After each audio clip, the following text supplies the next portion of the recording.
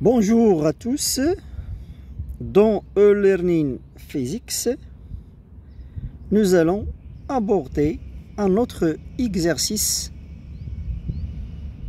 qui concerne l'électrolyse chimique. Donc rappelons-nous que ce phénomène-là traite des réactions d'oxydo-réduction non spontanée. Alors ici, on fait passer un courant électrique dans une solution de bromure de plomb. Donc vous avez une solution de bromure de plomb .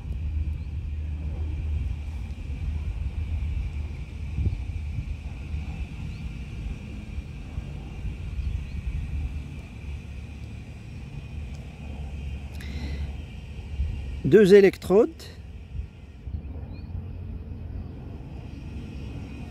donc on va appeler E1 et E2, reliés par un générateur de courant. Alors, les couples redox mis en jeu sont PB2 plus PB et BR2, BR-. Donc, la clé de l'exercice, c'est qu'on a ici une masse de plomb déposée sur l'une des deux électrodes.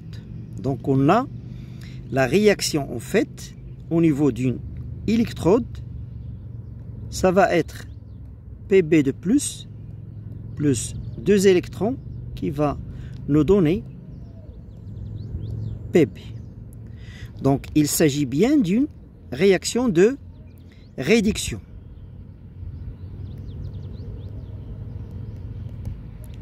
Donc, qui dit réduction, ça s'effectue au niveau de la cathode. Donc, le nom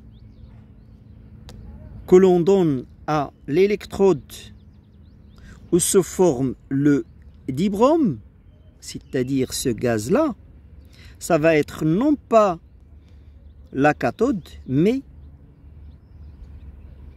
l'anode. Donc, soit par exemple, E1, c'est cette anode.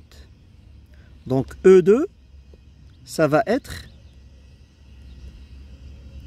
la cathode. Donc, au niveau de l'anode, vous aurez ici un dégagement de gaz BR2. Et donc, au niveau de cette anode, on aura des électrons qui seront arrachés. Donc, le sens des électrons, ça va être ça, pour enrichir la cathode. Donc, le sens du courant électrique, ça va être celui. Donc, une fois on a compris cette clé de l'exercice, il sera simple d'écrire l'équation bilan de la réaction d'électrolyse. Donc, on aura la première, c'est celle-là. La seconde, vous aurez BR- qui va vous donner le gaz BR2. Donc, il faut multiplier ici par 2 et donc rajouter ici 2 électrons. Donc, c'est une réaction d'oxydation qui s'effectue au niveau de l'anode. Donc, ça, c'est l'équation 2 et on fait le bilan. Donc, on somme. Donc, on aura 2 électrons échangés. Donc, PB de plus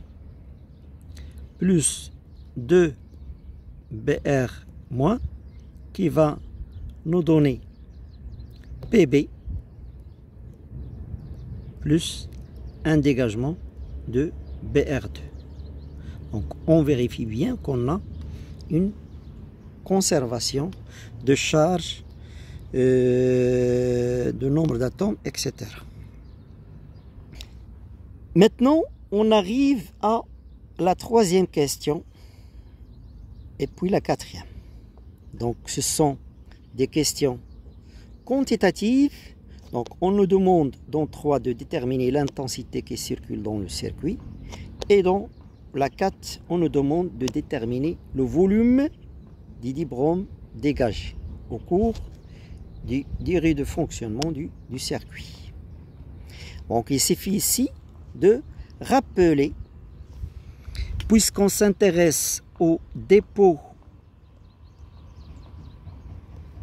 du plomb et au dégagement du dibrom, il suffit dans 3 de rappeler le fait que Pb de plus 2 électrons qui nous donnent Pb. Donc on voit bien ici que nombre de moles de plomb formé est égal à nombre de moles d'électrons échangés divisé par 2. Et donc, ça va vous donner ce nombre d'électrons échangés qui va être égal 2 fois le nombre de moles du plomb formé. Maintenant, sachant que ce nombre de moles d'électrons transférés au cours de delta T n'est rien d'autre que la quantité d'électricité échangée divisée par la constante de Faraday F.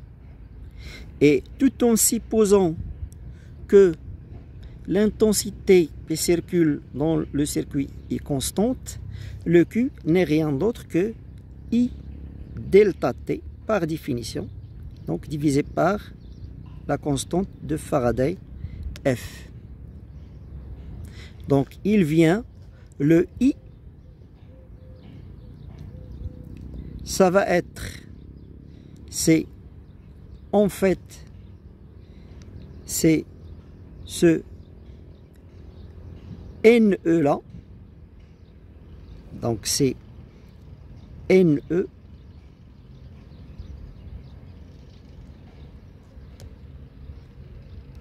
fois F sur delta T, et le NE c'est le double du nombre de moles, c'est-à-dire la masse du plomb formé sur sa masse molaire.